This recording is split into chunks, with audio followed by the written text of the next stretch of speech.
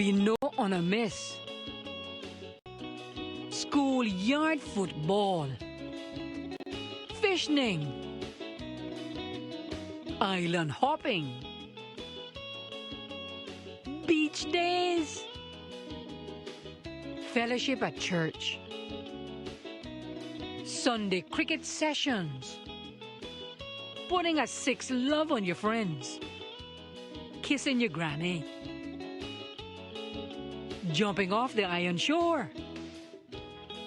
But until them days come again, let's find different ways to embrace who we are at home. Make your own kitchen scraping band. Listen to your grandfather's sea stories.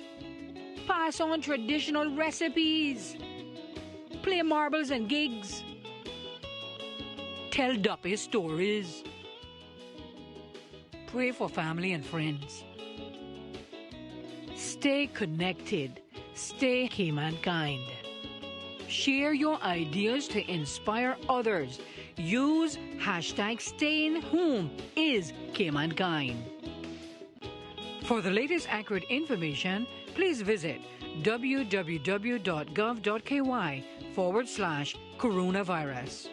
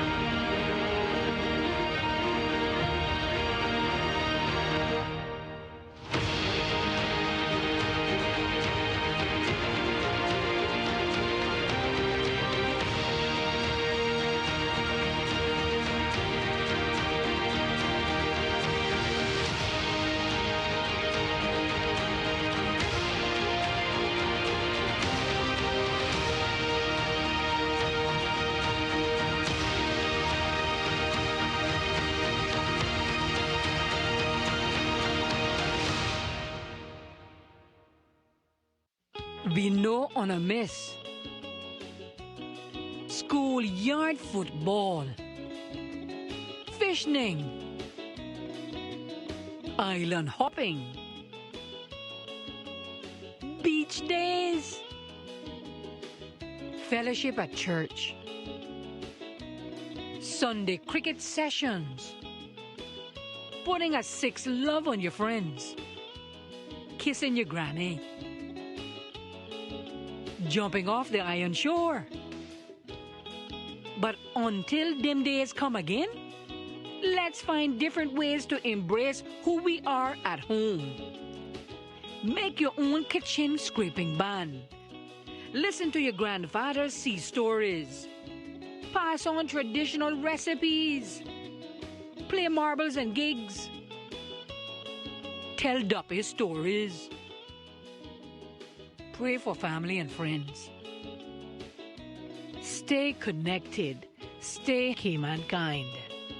Share your ideas to inspire others. Use hashtag #StayingHomeIsCaymankind.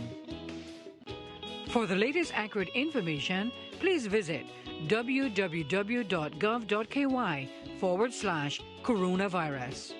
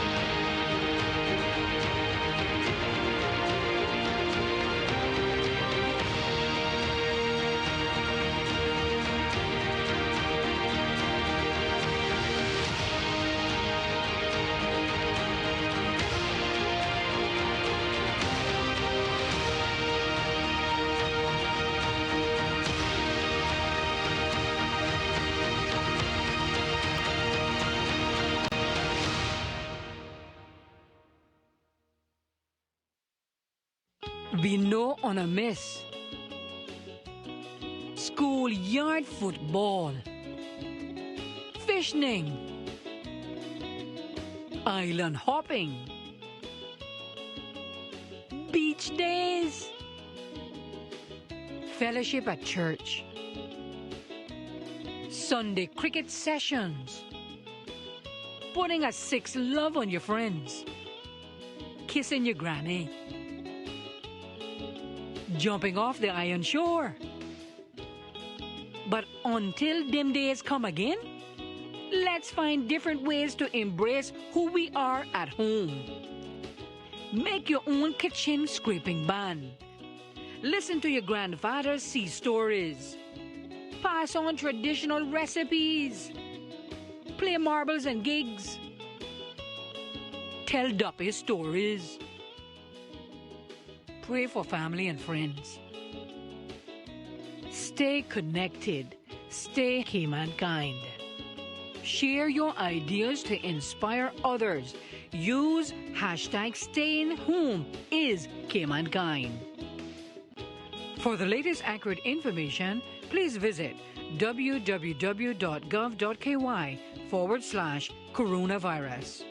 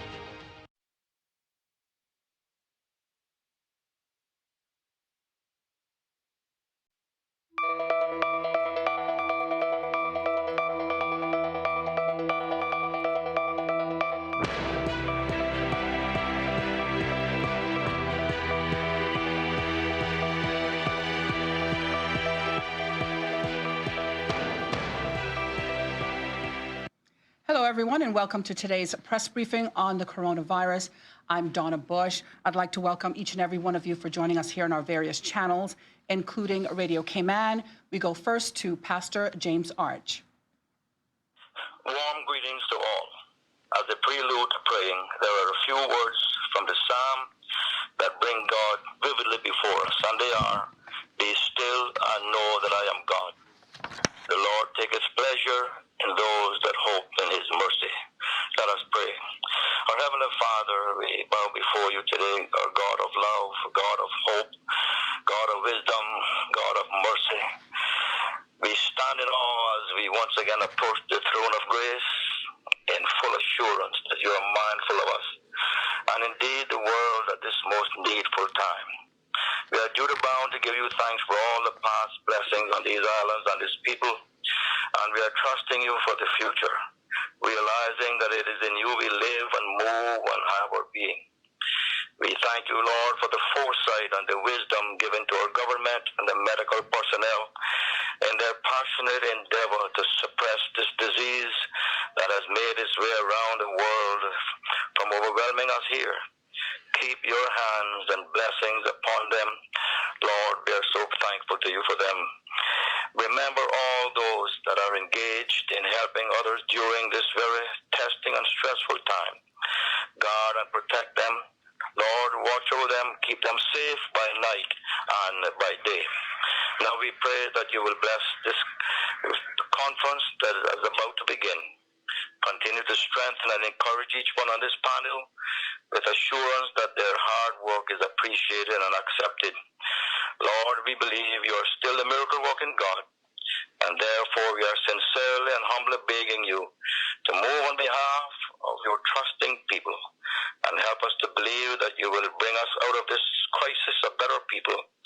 In the name of Jesus, our Lord and Savior and friend. Amen. And thank you very much, Pastor Arch. We now welcome our panelists, His Excellency the Governor, the Honourable Premier, and the Minister of Health. Also joining us in our studio are the Chief Medical Officer, the Acting Deputy of HMCI, and the Sign Language Interpreter. Also joining us by Zoom are the Medical Officer of Health, Dr. Samuel Williams Rodriguez, and other members of the press. We now go to Dr. John Lee. Good afternoon. I just wanted to let you know that since this week, when I've been giving the results, I've been including results from the Doctors Hospital as well, who are coming online and have been doing a lot of testing, both testing people who have symptoms as well as people who are having screening. For today, there are 200 negative results, and I have nothing further to add, but just to appreciate very much your continued compliance with social distancing, particularly when you're out playing sport. I have to say I've seen a number of people who are disregarding social distancing when they're doing sport, and will you please continue to do so, because it is the way we'll be able to break the transmission from one person to another of COVID disease. Thank you, Donna. Thank you for those great numbers there, Dr. Lee. We're going to go first to Wendy from CNS. She has a few questions for you. Wendy? Thank you, Donna. Good afternoon, Dr. Lee. That's 200 negative results. I know you're not able to say the numbers yet, but that presumably includes a lot of screening. A lot, quite a few in there, because I'm recognizing a lot of medical names, so yes. Right, okay. I just have a couple of questions regarding the situation in quarantine at the moment and the testing surrounding that. Do you have a figure on how many people are in government quarantine isolation, so the official government isolation at the moment, and how many of them have been there for 14 days or more? I don't have that figure. I'm sorry. It's not a figure that I monitor. I'm not sure if hazard management. I'm looking towards Ms. Teresito, whether she might know, but it's not a figure I know. Okay. Okay. And do we know what? I'm just really trying to get an idea of how long it is possible for people to remain positive. So I wondered whether we've got sort of the longest person staying type figure. You know, like how long somebody has had to remain in quarantine before they got the all clear. Yeah, the poor people that are having weeks and weeks longer than they anticipated, I feel so sorry for them. The issue is All right. that there are some people who've been there for a long while. We don't know. It's again a question of not knowing enough about the disease. We don't know if they are possibly infectious. In a few years' time or a few months' time, we may know that actually they were never infectious. But at the moment, we have to assume that because viral particles can be detected in the samples that we're taking, that there is the potential for them to spread. So obviously we're being cautious as anybody would expect, and we're asking them to please stay isolated. But quite a few, both in the government facility and at home, are continuing to be positive weeks after their 14 days. Okay. Is there any chance of getting those figures at the next briefing? Yes, I should think so. Yeah. Thank you. Thanks. It's just for medical interest, that's all. It's for a story I wanted to do. Thank you. Appreciate it. Bye. Wendy, we do have Teresita De Silva from HMCI. She's an acting deputy director at the moment. She can answer your first question for Dr. Lee for you, partially, I think. So if you could welcome Teresita up. Thank you.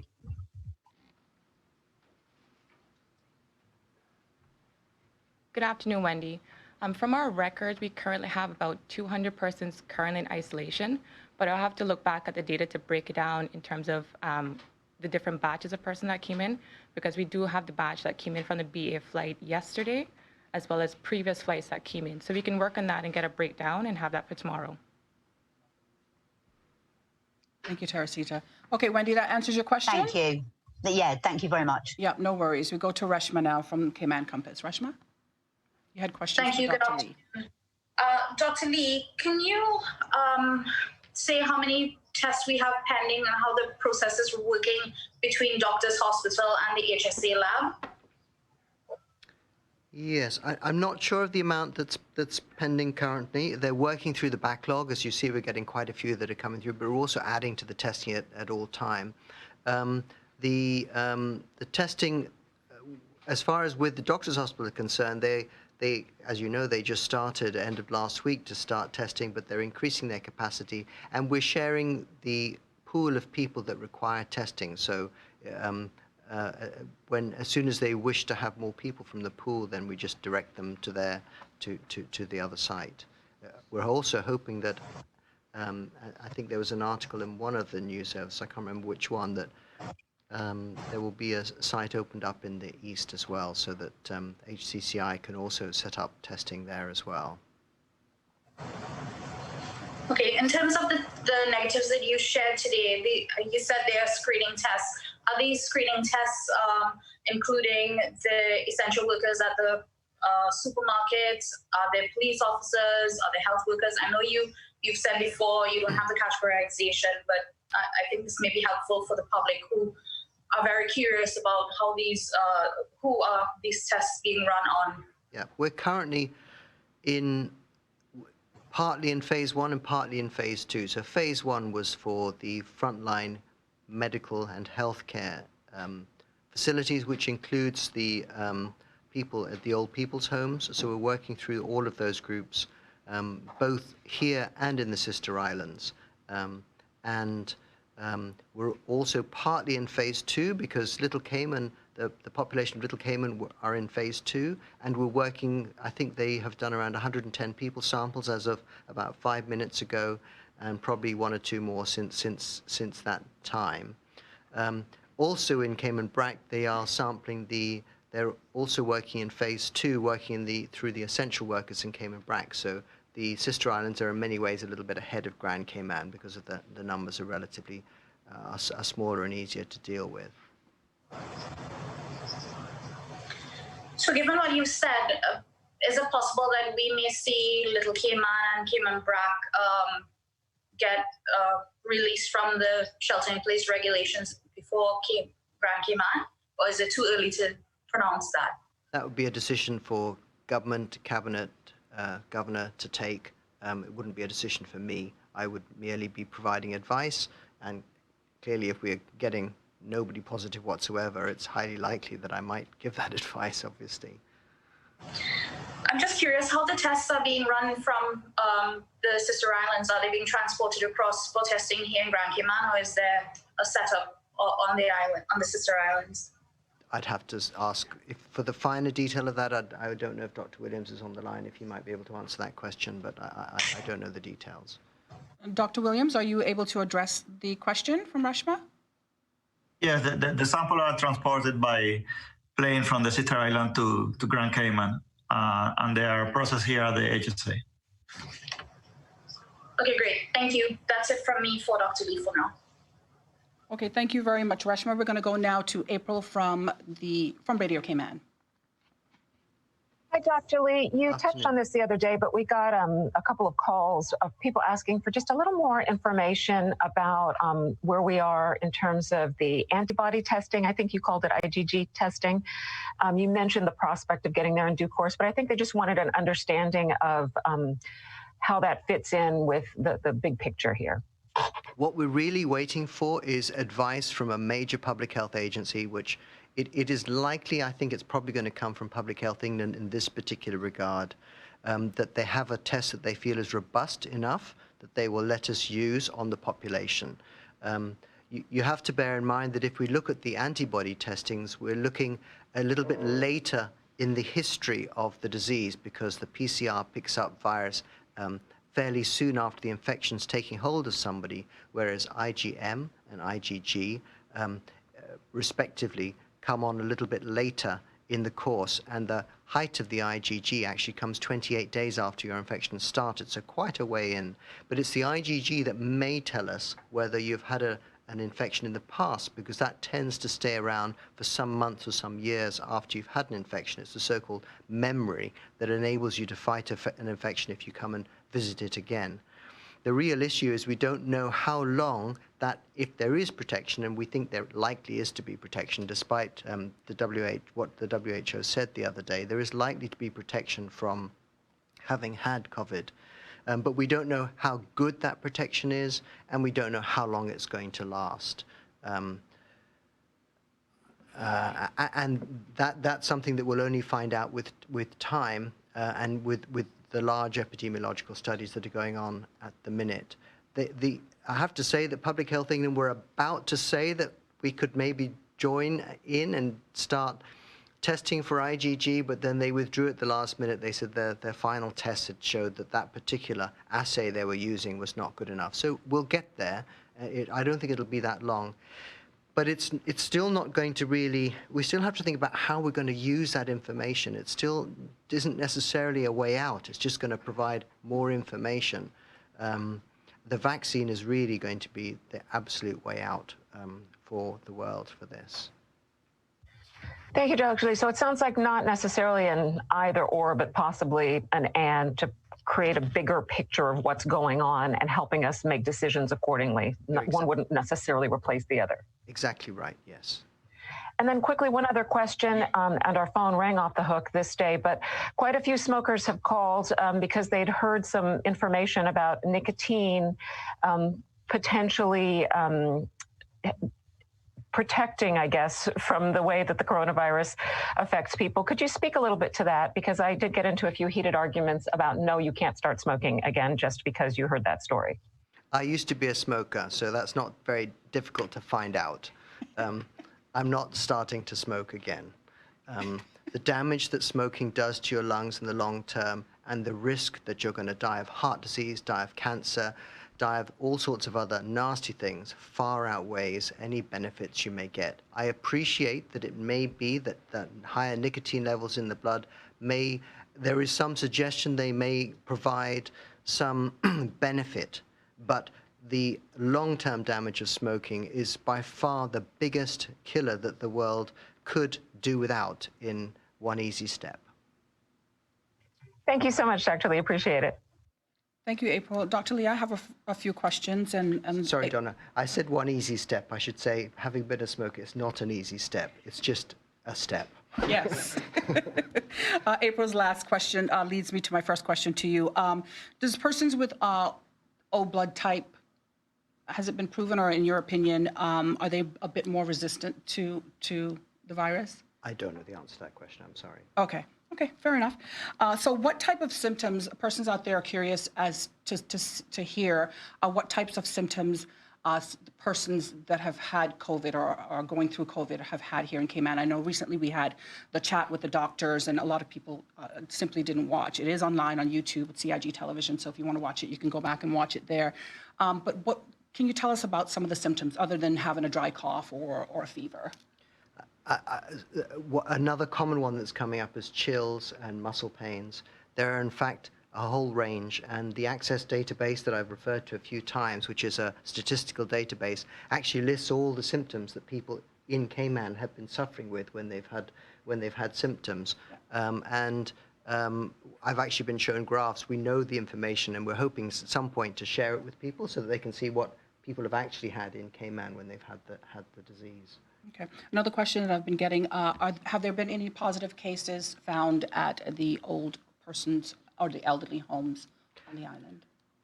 Not that I'm aware of.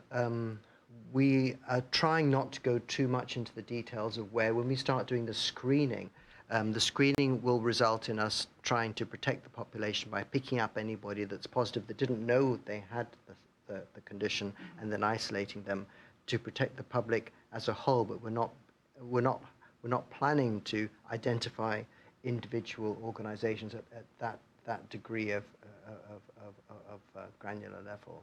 Okay. Thank you, Dr. Lee. Okay, with that, we're going to move on to the panel, beginning with our Honorable Premier. Thank you, Donna. Hello, everyone. I have a number of things to mention today. The first thing I want to start with is correcting an erroneous statement, a part of a statement that was erroneous that I made yesterday or the day before. It might have been about the Postal Service when I said that the International Mail Service had been resumed. It has not, unfortunately, and they're still working on that. I'm afraid we get asked such detailed questions. I do try my very best to get my hands and my head around just about everything that's going on, but I sometimes make the error of answering questions which I think I know the answer to, but I don't have all of the information, so I apologize for that. So the International Mail Service is not yet resumed. They're working on it, and we hope to be able to update customers about this very soon. I was asked a question yesterday, I think, or the day before, it might have been again, yesterday, about DVDL, the Department of Vehicle and Driver's Licenses. The changes to the law would come into effect today. And what that will allow is that vehicles that ordinarily would require an inspection in order to have their license renewed will not. Two categories of vehicles this applies to.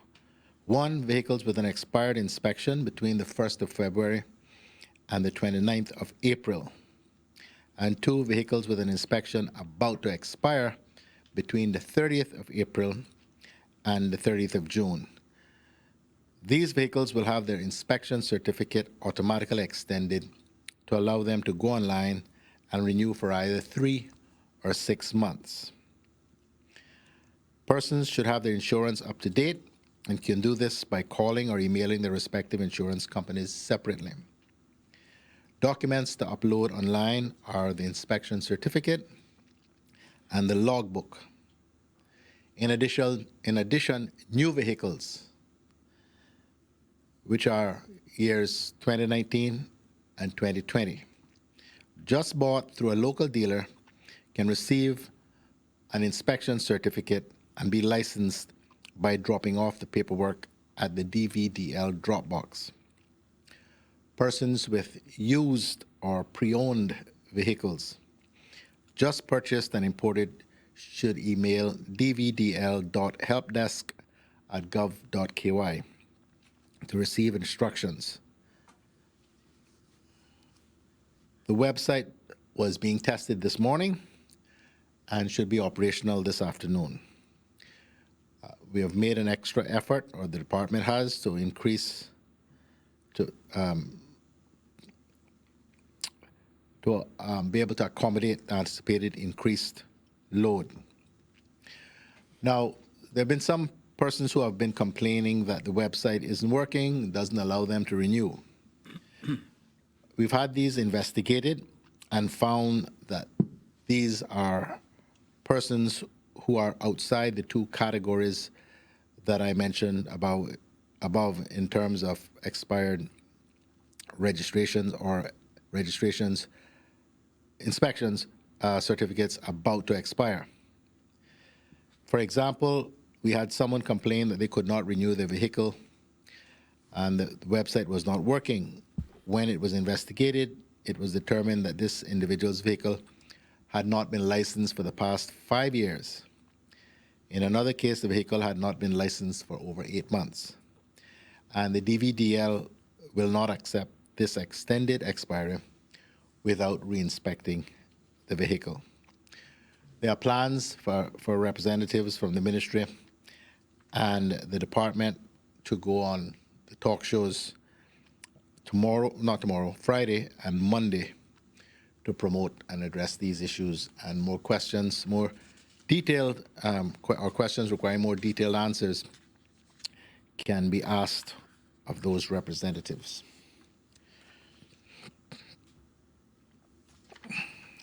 The other area that's been a source of great deal of contention has been the issue of the remittances services or money transfer services. Earlier this week, my officials met with representatives of the remittance or money transfer services, namely JN Money Service, MoneyGram, and Western Union.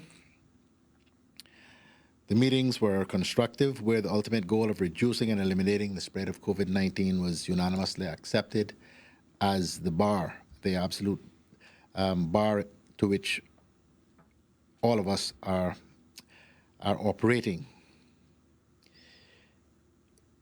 We understand full well that remittance services are an important service that many people depend on to send money to their families and friends abroad. The operations of these services here are offered in a number of different ways. Some are set within existing businesses like supermarkets, gas stations, and liquor stores. Some have their own retail space like a bank. And as a result, it has taken some time to be able to create individual bespoke operations plans for the reopening of each of these businesses in order to ensure that the requisite physical distancing requirements are met and the general safety precautions with respect to the handling of this COVID-19 epidemic. I'm happy to say that we have now reached, I think, a happy medium. And starting on Monday, the 4th of May, remittance or money transfer services will be allowed to open from 6 a.m. to 6 p.m., Monday to Saturday, subject, this is important, subject to the approval by the competent authority of the operational plan for each individual business, which will ensure physical distancing and appropriate measures are in place to reduce and eliminate the spread of COVID-19. The existing soft curfew restrictions of persons attending using their last name as the basis, A to K on Monday, Wednesday, Friday, and L to Z on Tuesday, Thursday, and Saturday, will apply to attendance at money transfer services establishments as well. It will be up to each of the individual money transfer businesses to ensure that they have submitted their operational plan and have received the approval of the competent authority before they're allowed to open. And so I would ask the general public to pay attention to the news and whatever promotions that these establishments use to indicate that they are in fact open. It does not necessarily mean that everyone is going to be open on Monday the 4th. It is subject to their operational plans having been submitted and approved by the competent authority.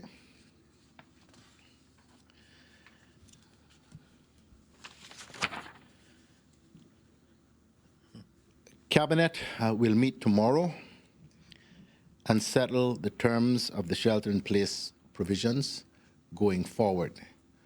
What I can say, I'm not going to disclose what those particular provisions are today. We will leave that for tomorrow.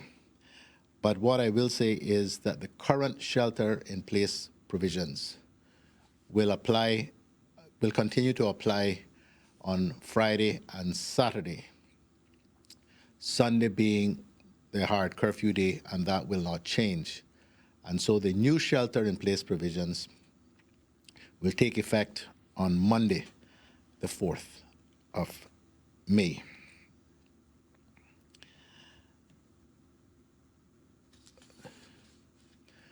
Now, I think anyone who pays attention to Cayman's news and will realize that I don't know if you call it a honeymoon, but the respite from hard politics is over, some will say sadly. We now have surveys about the performance of the government underway. We are being treated to the usual reviews, if I may use that neutral term, on the talk shows about how well or not the government is doing in a number of respects. So we're back, I think, business as usual. One of the misleading things that was said on one of the talk shows this morning, which I want to deal with very swiftly, is that the government appears to have no plan with respect to the reopening of the economy.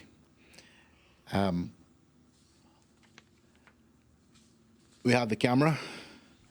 If I may show, and I couldn't have made this up since morning. Here is a draft copy of the Cayman Islands Economic Assessment and Stimulus Plan. A lot of real hard work has been done by the Economics and Statistics Office and by others to provide the Cabinet and the caucus with very strong recommendations about the way forward. Over the course of this weekend and next week, the Cabinet and the caucus and the Cabinet will consider these and other proposals and settle on what the plan should be. A plan which, of course, by its very nature will be subject to adjustment, change as we move forward. But we do have very, very clear terms as to how we need to proceed. I can say that some of it is quite bad news, which most people would expect in terms of significant fall off in GDP and significant unemployment numbers, which we probably have never seen before. But that is the case all over the world. So I can say that next week we plan to have on the Minister for Finance and Economic Development, the Honorable Roy McTaggart, to discuss these economic and finance matters as we, I hope, continue to move from key focus on the suppression of the virus and ensuring public health to also focusing more on what we can do to manage through these very tough economic times, which are already here but are likely to get worse, and facing the stark reality that with the borders continuing to be closed for the foreseeable future, we are going to have to do a great deal ourselves to create the necessary economic stimulus to keep people employed and to employ people and to keep money in people's pockets and food on people's tables and businesses open, driven principally by the activity in the domestic economy. Thankfully, financial services still continues to perform very well. in my view, surprisingly well, given what's going on globally. And we hope that that will continue. Certainly, whatever we can do to help that state of affairs to continue, the government will do. Thank you, Premier McLaughlin. Your Excellency. Yes, thank you. Thank you very much, and good afternoon, everybody. I first want to just say I'm sure everyone on the islands will join me in wishing our UK Prime Minister Boris Johnson and his fiancée Carrie Symonds all the very best on the wonderful news of the birth of a baby boy. And given everything that the Prime Minister has personally and his family have gone through in recent months with COVID-19, that really is wonderful news. I also want to just welcome very much the results today, 200 negative results. That's a really encouraging backdrop for Cabinet's discussion tomorrow of a policy of gradual easing of the restrictions. I just want to make two announcements. First one is on the evacuation flights. We continue to make some good progress there. So there will be, as I said yesterday, a second flight to La Ceiba, Honduras, which is confirmed for Friday, the 8th of May. Please contact Cayman Airways directly on 949-2311 to book seats. And as I said yesterday, for that flight, passengers do need to arrange a medical certificate confirming they are free from COVID-19 symptoms. And these certificates need to be scanned and sent to my office. That's maria.lung@fco.gov.uk, maria.leng@fco.gov.uk, and they will then be sent to the Honduran government. Also pleased to confirm that the flight to Canada is confirmed for Friday, the 22nd of May. As I said previously, this has been organised by private citizen Nicole Poirier, and details of how to contact her are on my social media pages. But passengers looking to return from Canada to Cayman should email emergencytravel@gov.ky. And as we've said before, only Caymanians and permanent residents would be allowed to return on that flight. Some good news on Costa Rica, that we've had confirmation just this morning that we can arrange a flight to Costa Rica. We are confident we can do the same with Dominican Republic, but we don't yet have the confirmation for that. I would ask all nationals who have not already contacted the emergency travel helpline to load up their details on the online form, www.explore.gov.ky/travel.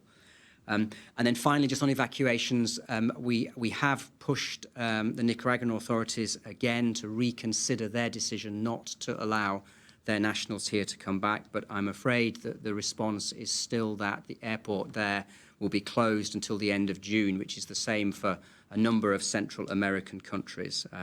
I realise that's a very difficult situation for the Nicaraguan nationals here, and as the Premier has already made clear very often, and I strongly support that, we will, of course, do everything we can to support and help the stranded Nicaraguans here.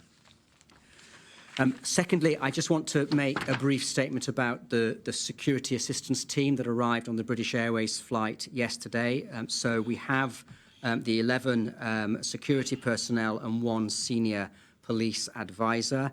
They are now undergoing quarantine for 14 days, after which they will be tested for COVID-19.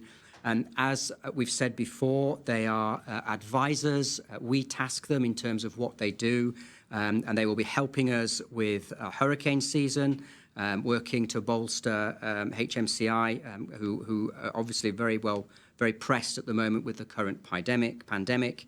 They're also providing a link to the assets the UK has in the region for the annual hurricane support. We have RFA Argus, and that ship, Royal Navy ship, is due to be off the Cayman Islands next week, and its helicopters will be carrying out training exercises with our helicopters, and that's part of normal planning ahead of any hurricane season. We will also ask the team who have medical logistics experts, we will be asking them to support us on the procurement of supplies, medical supplies, equipment for testing. So that will be really helpful reinforcement for us as well. So I will leave it today on that security team. But my last point, just a shout out to the civil service this morning. with the Deputy Governor, I did a Zoom call with 94 heads of departments. So those are the civil servants directly below chief officers, and all doing a terrific job at the moment, many on the front line, but many supporting behind the scenes and doing really essential work to help our response to this crisis. And my thanks to each and every one of them for everything that they're doing at the moment. Thank you, Your Excellency. Minister Seymour. Thank you, Donna. Good afternoon, everyone in Grand Cayman, Cayman Brac, and Little Cayman, or Caymanian diaspora listening in. We continue to see great results from our testing in the Cayman Islands, and this can only mean the work that we've been doing is slowly but surely paying off. But we still need to be careful in how we move forward and continue to do testing to ensure it doesn't creep back upon us and return in full force, as seen in some other countries. For Cayman, we are trying to find that unique sweet spot, like every other country, the perfect one where you can manage everything. This is one of the biggest challenges we will face as a government, finding that golden midway between a re-emerging pandemic and killing your economy. It will require a lot of wisdom, expertise, and true leadership. Of course, we need to open up at some point, but it will seem to some there is never a perfect time to do so. As really, we will be engaging into an experiment, and like any other experiment, there are risks attached to them. The question now is if those risks outweigh the benefits. And no one really knows the answer. Later this week, we will announce some of those efforts and pray that this is a kickstart to a pathway back to some normalcy. We are not out the woodworks yet, but if we stand still, we may fall. And if we go fast, we may also go wrong. So the slow and steady approach makes the most sense. We realize that what's happening in our country, and we need to give our people hope that this won't go on forever. Our goal must be saving lives, stop the virus from spreading, and to ensure our healthcare system can cope. It has to be a long-term plan and not just a sprint, but a marathon. Today's scripture reading is taken from 2 Timothy 3:12-15. In fact, everyone who wants to live a godly life in Christ Jesus will be persecuted, while evildoers and impostors will go from bad to worse, deceiving and being deceived. But as for you, continue in what you have learned and have become convinced of, because you know those from you've learned it, and how from infancy you have known the Holy Scriptures, which are able to make you wise for salvation through faith in Jesus Christ. May God add a blessing to the reading of His holy word. Shout out today to all those persons who don't have a car or access to public transport and still made it to work on time. I was there at one point. I understand what you're going through. 16 years old, hitching a ride to work at 4 a.m. in the morning, and the only vehicle passing was a garbage truck. So I hopped on with my necktie flapping in the wind, but here I am. Congrats to you for being so committed, even in difficult circumstances. It will pay off.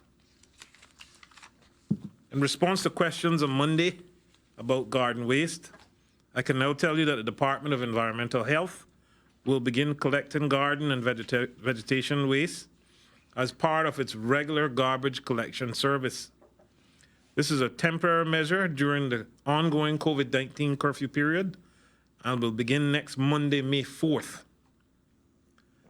There are just a couple of rules we're asking the public to be mindful of and to assist us with. Please place the garden waste in durable trash bags.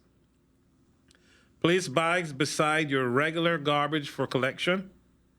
Limit these bags to 40 pounds to protect the health and safety of our collectors. Only 2 bags of vegetation waste will be collected from a household on any given day. The decision to limit the amount of garden waste pick up to 2 bags is to try to accommodate more waste types as with the current shelter-in-place provisions, there has been an increase in trash overall, which causes this type of waste to be placed as a lower priority. We recognize that some persons may have a larger amount of vegetation waste than is allowed in these new temporary collection provisions. So the DEH is advising that if you have much more waste than is allowed, the public is encouraged to directly contact DEH on 949-6696 to book a grab truck, costing collection at a cost of $100. On Cayman Brac, yard trimmings are usually disposed at the landfill and must be done so using the current alphabet system. The cost there for the grab truck services is $75 per load. DEH also offers a community service for persons who cannot afford it. I've also been asked to offer thanks on behalf of DEH to everyone who has been supporting its staff and for the public's continued cooperation during these national crises. Now on to more good news. As I mentioned a couple weeks ago, we are pleased that the enthusiastic response to the Jingle open call. I can now confirm that we received 101 submissions across the 4 categories of public health education and awareness, community solidarity and togetherness, hope and healing, support local. The jingles cover more genres, demonstrate collaboration, and are a fine example of the creativity and talent which we have right here in the Cayman Islands. The 95 jingles that met the open call criteria were scored by a panel of judges. Then the top 30 jingles as identified by the judges were screened by a focus group. The judges and the focus group assessed the jingles in 7 areas, including composition and originality, strong messaging, and alignment with the submissions category team. The panel of judges, including educators in music and arts, leaders from our cultural community, as well as representatives from the Ministry of Culture and Celebrate Cayman. The focus group audience included communication specialists, community advocates, and media personalities. Ultimately, 12 jingles, the top 3 from each of the 4 categories, were selected. Over the coming weeks, the public can expect to hear the selected jingles used on CIG TV, Cayman Islands government digital and social media channels, and in public service announcements across multiple media, including radio and television.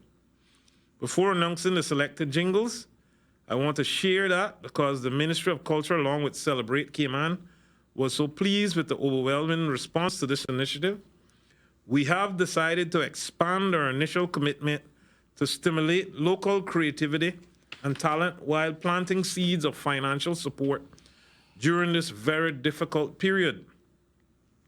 So the decision was made to give the remaining 83 creators of each qualifying submission an award of $150 for their efforts and contribution to this initiative.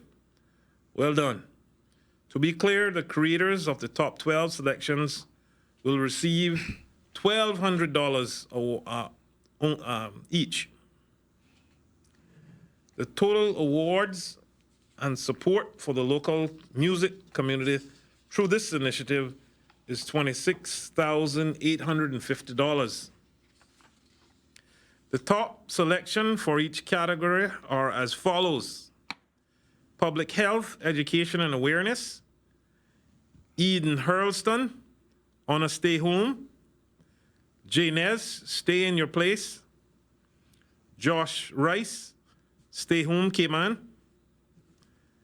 Community Solidarity and Togetherness, Benil Miller, Caymankind, KG Paris, Stay Positive, Young JJ, Together We Fearless. Hope and Healing section, Benil Miller, Family, Isadora Ferraro, You Gotta Believe, KG Paris Family. Support Local, Benil Miller, Support Local. Edward Smith, Support. And Jeremy Ethan Burns, gift card. Congratulations to all to the top selections. Please visit. To hear the top selections, please visit exploregov.ky/coronavirus-jingle. So that's exploregov.ky/coronavirus-jingle. A representative from Celebrate Cayman will be in touch with all the entry creators to arrange payment and will send an update via email to all submitting artists within the next 2 business days. Thank you to the judges and focus group participants for being a part of this initiative. Thank you to all musicians and artists who participated. Thank you to the entire Cayman Islands for responding so positively to the Jingle Open Call. We hope that this burst of creativity will bring spots beyond the concerning headlines as we go through this crisis together. Stay home and stay safe, Cayman. Also wanted to mention that later this week, possibly tomorrow, the ministry hopes to also announce their musicians' grant and the amount and when that can be collected. I thank you and God bless. Thank you very much, Minister Seymour. We're going to go first to Ralph. Donna, before you do that, can I make 2 clarifications? Absolutely, sir. Go ahead. My people who keep me on tab on my thing. I know what that's like. So, with respect to the renewal of licenses for vehicles, the documents to upload are the insurance certificate and logbook, not the inspection certificate. That's what you'll get. So you have to upload the insurance certificate and logbook. And there was a question asked one day this week about how do you deal with shared custody. And I responded correctly that if you have a court order that says when the child or children should be with mother and when they should be with father, you can just follow that regardless of whether or not it is your particular day out. But beyond that, I'm being advised it does not require just a court order.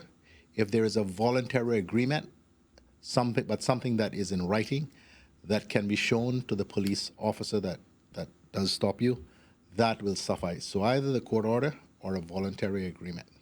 Okay. Thank you very much for that. Thank you. Premier McLaughlin. Okay, we're going to go first to Ralph from the Caymanian Times. Ralph, please go ahead. Good afternoon, members of the panel, and thank you for your presentations. Dr. Lee, that's great news. It looks as if we are turning the corner, Mr. Premier. My questions are for you. And I would like to focus on the economy. And you may have seen some notes because you actually addressed some of my questions in your presentation. But I have 2 questions for you.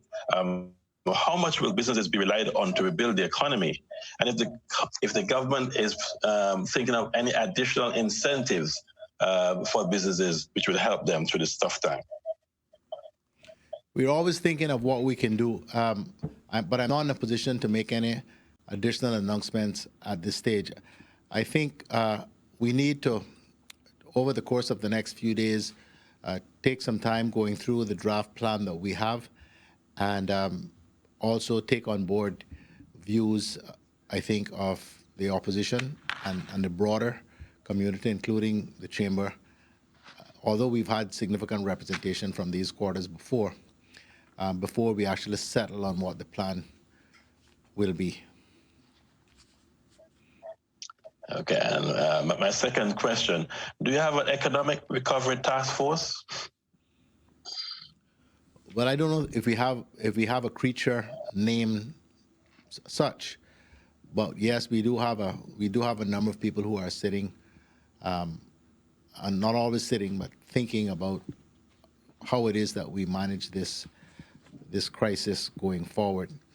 As I say, I think we have a pretty good plan with respect to the domestic economy, but we are thinking beyond that, and we need to think beyond that. The tourism industry and the hospitality industry is really in the doldrums, and we have to keep thinking about what we can do to make sure that those people and those businesses, as many of them as possible, can actually survive until they can reopen and return to some semblance of what used to be. So a whole lot of thought and creative thinking is going on, looking not just at what obtains here, but what is being thought about, what is being talked about, and in some cases, what is starting to be done in other places. And I think I'd like to hear just a confirmation to my first question, which I never asked you. And how serious do you think this situation will be for the economy? Hearing you mention the destruction of the tourist industry, how serious is the Cayman Islands economy? Grave. Very grave. And it will take 1 year, 2 years to return, or longer than that? Well, I mean, I'm no economist. I don't know. Much of it hinges on the containment and management of the virus in other countries on which Cayman depend for a tremendous amount of its business, and how quickly a viable vaccine can come into play. How quickly you can get reliable antibody tests, how quickly you can get reliable 5-minute, 10-minute actual tests for whether or not you have the disease yourself. All of these things will factor very, very critically in how soon we can actually reopen our borders without exposing our country and our people to a risk that we just can't accept. There's always some risk, but without some of those things or all of those things, it's almost impossible to reopen your borders without accepting that you're going to undo everything that you've managed to do over the course of the last however many weeks or months by reintroducing the virus here, as inevitably will occur. If you just bear with me, Premier, I have one more question, which is a little off a different topic. Okay, how serious do you see the role of a free press in the recovery and dealing with this crisis? Well, a free press, I hope that's what we still have. We've always had it, as far as I am aware, is important. But it's always important also to know that free presses are not necessarily objective, not necessarily present objective views. Everybody has a view, everybody has a bias. Some are more objective than others. I think you need to understand the source and the agenda of the people who are presenting information as news. That's not just so of Cayman, that's so all across the world. Thank you for taking my question. That's it for me for today. Thank you very much, Ralph. Before we move on with questions, the Minister for Health has a few comments.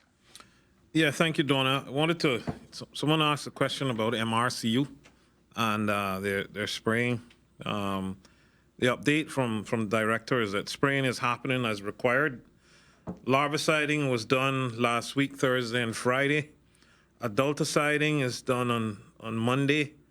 It went past the West Bay and through 7 Mile Beach areas.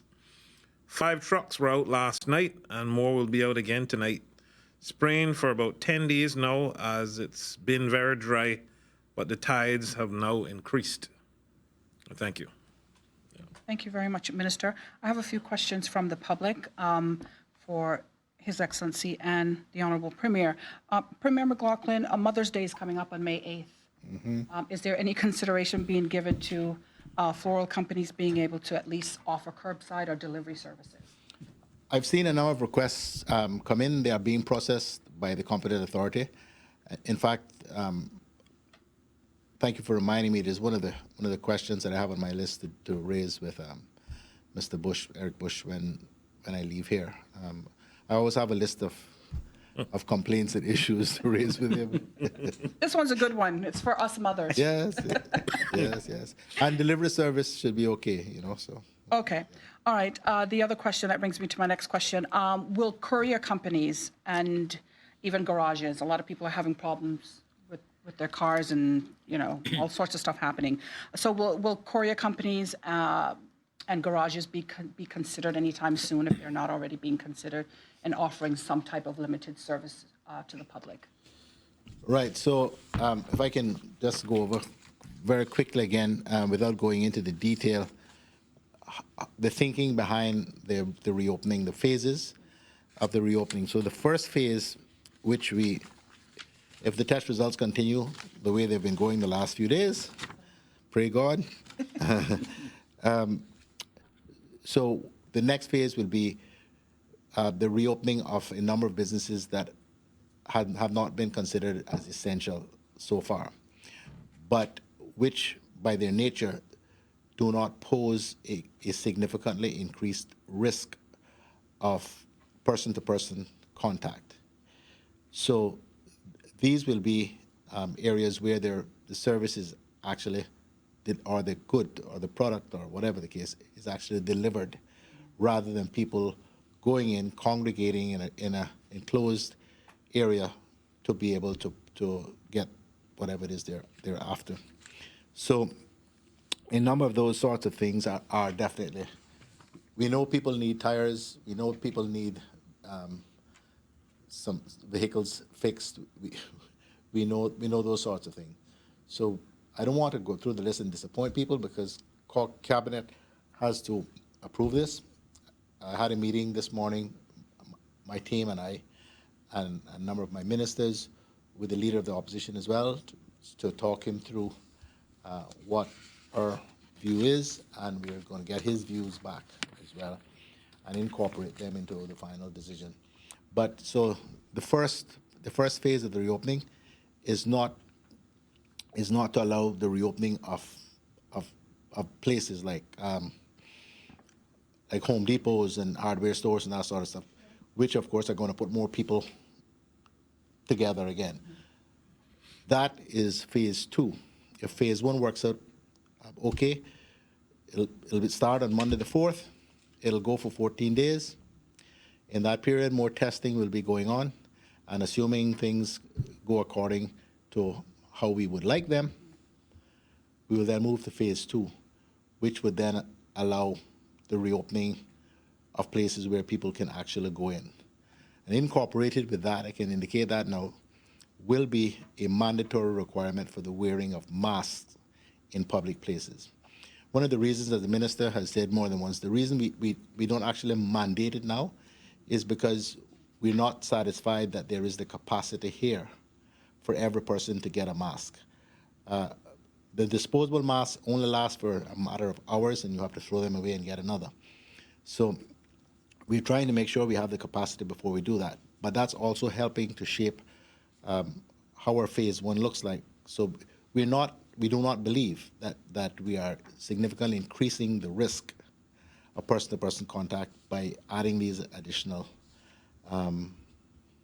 services available. But it will put another 6,000 plus people on the road based on the assessments that we have. The second phase now would be increasing risk because we're going to open up enclosed spaces where people will be able to congregate. But by then, we hope the testing has indicated to us that the risk of person-to-person or transmission, community transmission, is significantly reduced. Plus, we will introduce the mandatory requirement of wearing masks to help reduce the risk further. So that's the thinking behind the way that we are planning the reopening of the economy. We're trying to follow as far as possible WHO guidelines, assistance from PHE, and the sound advice of Dr. Lee. Okay, thank you very much for that. I have a question for His Excellency. His Excellency, you said that I believe that there's another planned flight to Miami, if I'm not mistaken, but there are a number of Caymanians who are, including some students who are in Tampa.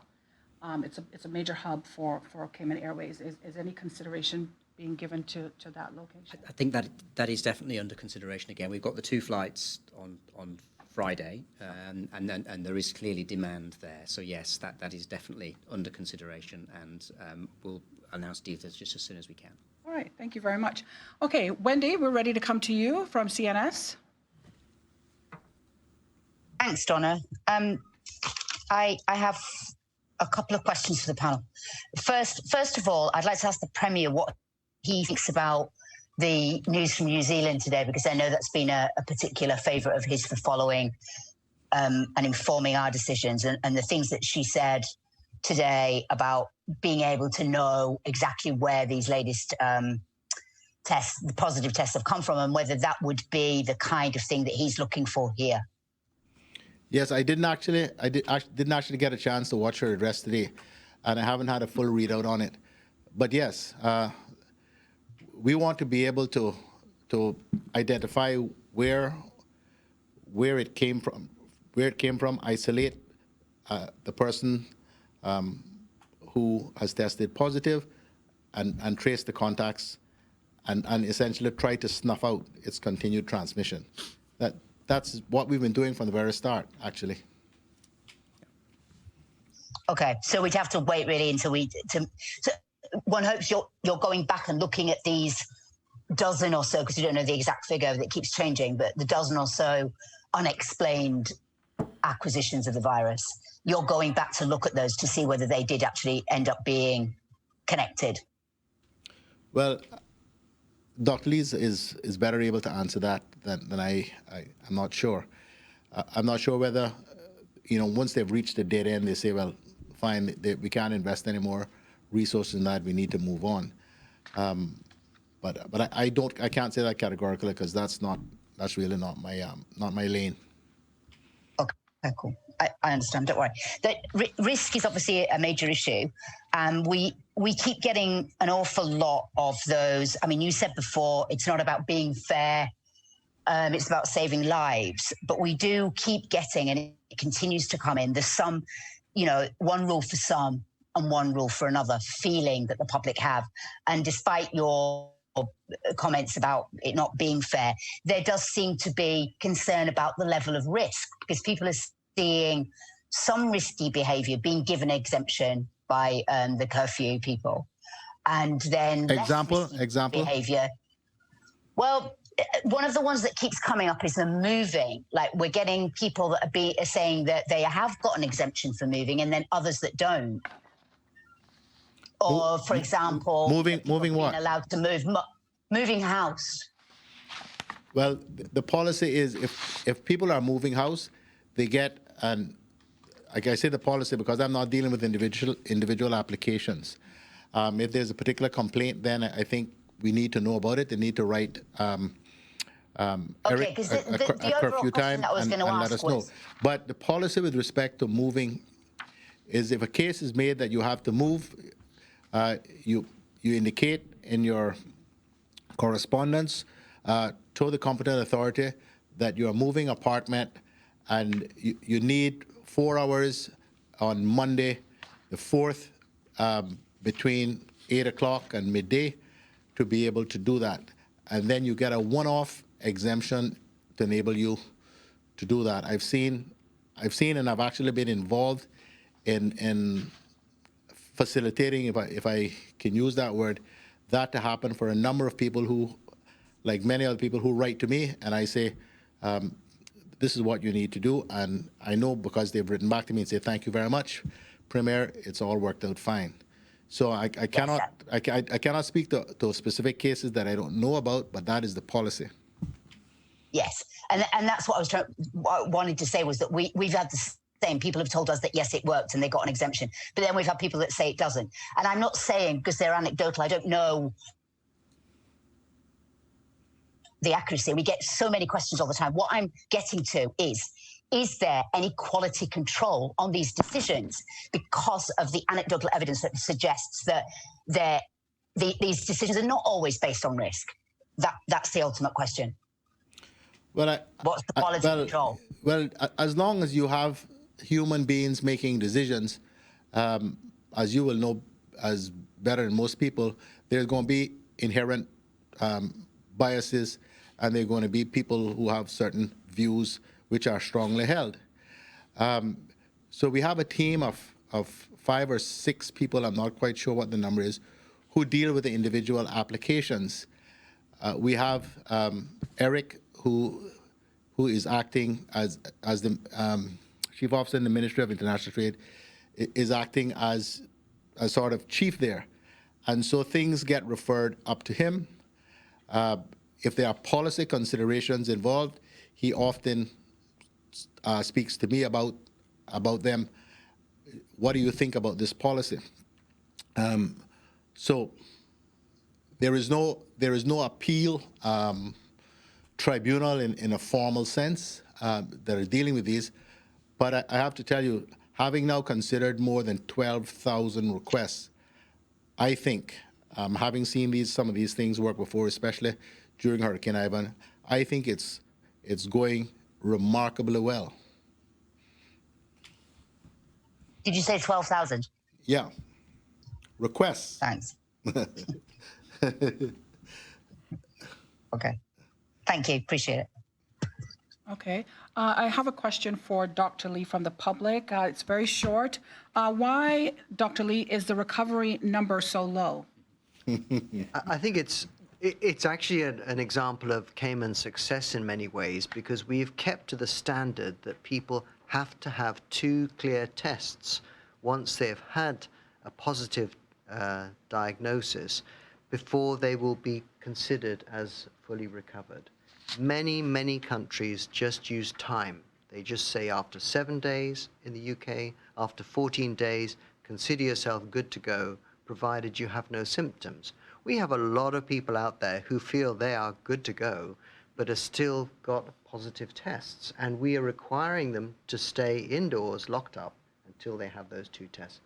So that's possibly one of the reasons why we've been able to keep our infection rate low, by being so strict in this regard, and that's a function of us being able to test people because we're small enough that we can keep a handle on them quite well. Okay, thank you very much for that answer. All right, with that, we're going to move on to Reshma from the Cayman Compass. Reshma, please go ahead. Thank you, Donna. These questions of the Premier, they've come in from the public with specific reference to the remittance services announcement today. Can you say what is the competent authority that you referred to that will be granting the approvals for these services, and are there any penalties if they decide to open before that approval is given? The competent authority is the same competent authority that was created under the COVID suppression, the suppression of COVID-19 regulations, which were made under the public health law. We haven't gone and created another authority. So you write in the usual way to curfew time at gov.ky, and the regulation, the new shelter-in-place regulation, which will come out, will have a new provision in there related specifically to money transfer services, but it will say that these are permitted as essential services subject to conditions which are applied by the competent authority. And that is to do with the operational plan and to ensure that there is adequate provision, safety precautions in place. Because as I tried to explain in my introduction of it, most of these services are provided for in relatively small spaces. And so the concern about the risk of community transmission is significant, which is why there's been such a delay in getting it sorted. Okay, so will there be any penalties if they don't adhere to these regulations or these stipulations? Yes, it's the same penalties that are provided for in the public health law and the shelter-in-place regulations. This is just a new category of services that are being allowed to open under the same shelter-in-place provisions. Now, don't ask me what the penalties are now, because I can't remember all of that. Fair enough. My last question on this particular topic. Will the stores like Foster's be allowed to say whether they will allow these remittance counters to be open if that impacts their own internal operations with the health protocols that they are operating under? Indeed, but I think those issues have been worked out. We actually sent someone from the competent authority to work through these issues with the establishments. Okay, great, thank you. So you've talked about rolling back some of the regulations starting Monday. And I know you don't really want to go into the details, but the questions are coming from the public if there would be any consideration for allowing domestic helpers, nannies to be able to, who do not live in the home, the family home, allow them to transit back and forth so that they can assist families, and they can also get back out to work as well so they can get money. Is that in your thinking at this point in time, or is it going to fall into your phased approach that you're working out? That is one of the riskiest things that we could possibly do. And so that's definitely not in phase one. Okay, fair enough. In terms of the opening of businesses, what sort of discussions are you having with small businesses, business operators, to facilitate this process of rolling out operations? And by what sort of discussions, I mean, are you telling them what health protocols you expect from them, the mandatory masks for employees, those kinds of things? What are those discussions being had?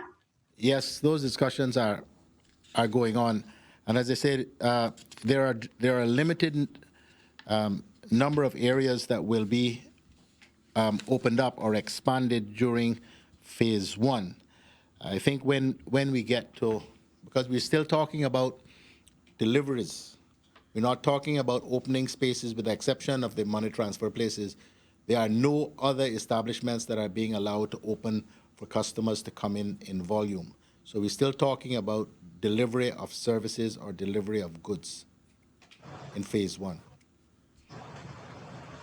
Okay, so this is a question that came in. Maybe it's someone who's looking for advice from you. What would you say to an employee who may still be scared to go out to work and is being told that they need to come out to work? What advice can you give to them in relation to that with the situation the way it is right now? Scared of what? Scared of contracting the disease? Yes, scared of contracting the disease, but being told that they still need to come out to work.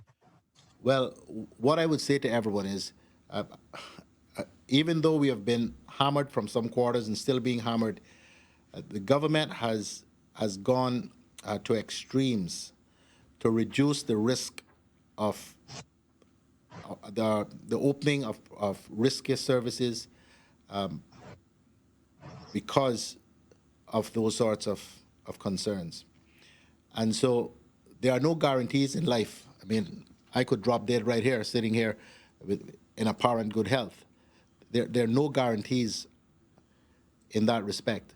But I think they can take some comfort from the fact that if the government has said, as will be saying, that we believe that the provision of these services and the delivery of these goods does not significantly increase the risk of one contracting or passing on the disease, that they should take some comfort from that.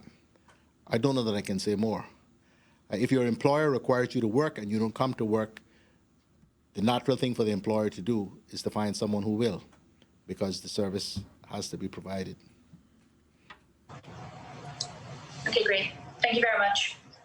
Okay, thank you, Reshma. Before we go to April Cummings and begin to wrap up, Premier, I do have another question for you. Was just reading a message about the Commissioner.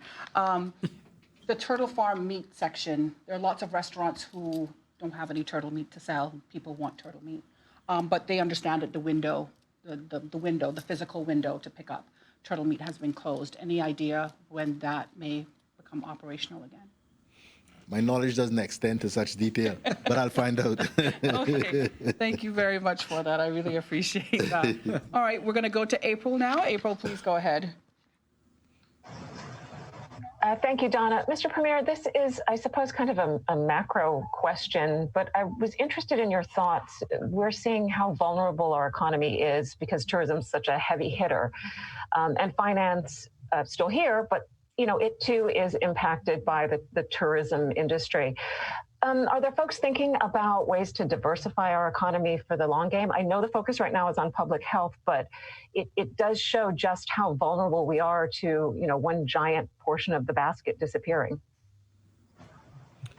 It is. I mean, we've, and not just my government over the course of the last 2 terms, but previous governments, we've all talked about the need to diversify the economy and how vulnerable we are because almost everything we do is contingent upon the success of the global economy and contingent upon inward investment or the demand for our international financial services. I've been doing a lot of reflecting on these things, and I said, because in the last few years I've been saying, I think we're doing really, really well in terms of diversification of our hospitality industry because particularly with the health aspect of it, the healthcare aspect of it, I used to say to people, people get sick in good times and in bad, so that is going to really shore up at least one section of the hospitality industry, because even when the world goes into recession or depression, people are going to get sick and people are going to need care. Well, along comes COVID-19. And that argument just got blown right out of the water. Yeah. One of the issues for Cayman, though, seriously, is that we are so small, and we understood, I think, a long time ago that the way to go was not. We've never had plantations and farming as a major agriculture as a major industry. Certainly not with respect to the prospect of exporting anything. And we haven't had factories that made this, that, or the other. I think, carved out a very, very good niche for ourselves in the provision of things that the world needs. Well, I always used to say, people say we didn't export anything. I said, of course we do. We export, significantly important services to the financial industry around the world. And we export experiences because people come here and enjoy Cayman Kind and our beaches and everything. But something like COVID-19, just I think paralyzes almost anywhere. And the numbers here, the population here is so small, and the islands themselves are so small that quite how much we can do in terms of generating economic activity in the local economy is the big question that is worrying all of us. Can we, and that's what we have to aim to do at least in the short term, can we generate enough activity locally coupled with financial services to keep this place going? And we are hopeful that we can, but it is going to be a massive challenge. Thank you very much.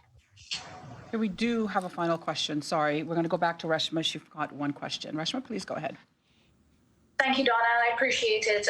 This is a question that came in from the public, Premier, with respect to the disconnections of the utilities.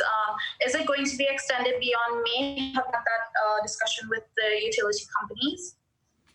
No, we haven't. We aren't in 3 months yet, though. We're not near 3 months yet. Well, the person who reached out to us said that they were told by, I believe, one of the companies that they have no further word on the extension of disconnections going beyond April, actually. I don't know, unless you tell me which company I'm guessing.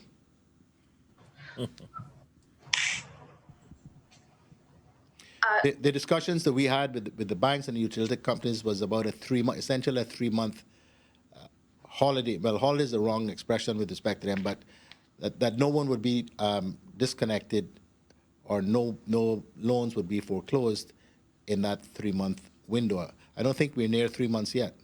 No. It feels like it, I know, but that would have been April, May, June. It does feel like 3 months. All right, I'll give you the name of the company offline. I'd prefer that because I got into trouble before. That's fine. That's fine. We don't want you to get in trouble, Reshma. I'll pass the name to you after. All right. Okay, thank you. That's it from me. All right, thank you very much, Reshma. Before we go, the police commissioner is reminding everyone of the hard curfew that remains in effect from 7 o'clock tonight to 5 a.m. tomorrow. During this time, only essential workers should be on the road. Also, public beaches remain closed until this Friday, May the 1st, 5 a.m. Police, of course, will be patrolling the islands to ensure the restrictions are being followed. So be careful. Watch out for the police, folks. Also, a reminder to go online to gov.ky/coronavirus, as well as eservices.gov.ky for information on some of the services that you may need there or questions that you may need answered. Thank you to everyone, of course, for joining us for today's press briefing, our panel, you, of course, the viewers and the listeners out there who join us. We take a look now at today's regional and world coronavirus statistics, followed by a message from the Ministers Association.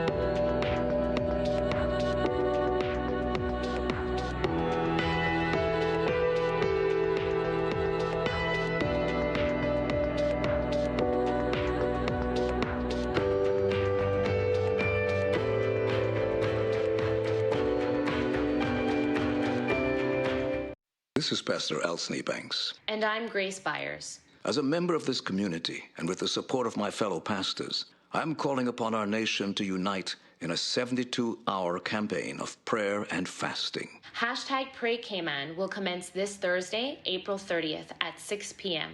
and continues until Sunday, May 3rd. During World War II, when Allied forces were trapped at Dunkirk with no escape and little hope of survival, the leaders of Great Britain called their nation to prayer. For 3 days, citizens from every walk of life asked for God's help, and he answered with a miracle that saved many lives and changed the course of history. It's time for us to come together and pray. For our leaders and frontline workers, for those suffering with sickness and financial hardship. Together, with God's help, the Cayman Islands will ask for a miracle of our own. Tune into this station on Thursday at 5:55 p.m. or get details at praycayman.com. Blue serenity in yonder deep, the fear of death, but you pray, O Lord, for your soul to keep. Dear boredom, nothing but a selfish film over our eyes. Some people just don't get it. COVID-19 is a murderer, and your defiance reflects upon your character. Yes, I get it. Cabin fever is a breeding ground for depression, but I have a confession. Yes, you guessed it. We are in this together, and although our stories are not the same, they're similar enough to understand the pain. Read a book.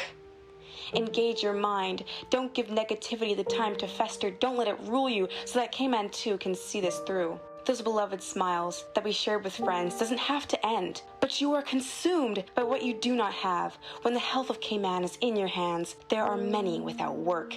They can't go to Kirk's in a panic, worry about organic. Premier says to live frugally so that repercussions don't hit so brutally. Read a book, they say.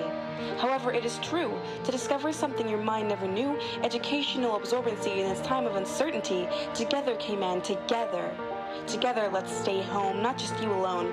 This is not a punishment, but a journey to success, to restore our faith in the human touch and the beauty of shared air. Together, we are a nation. Together, we are stronger.